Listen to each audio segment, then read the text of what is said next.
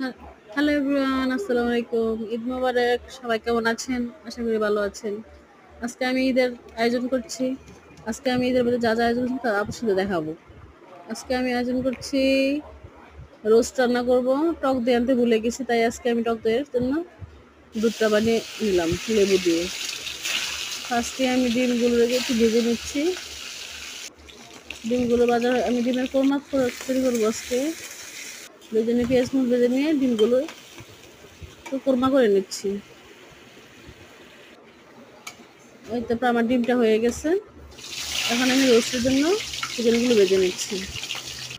Roast হ্যাঁ, কষায় নিচ্ছি।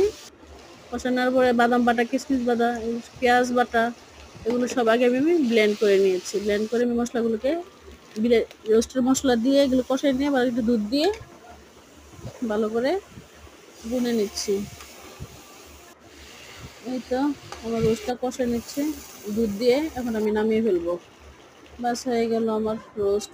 আমি পোলাও রান্না করে নিয়েছি, আরেক চুলায় গরুর মাংস রান্না করে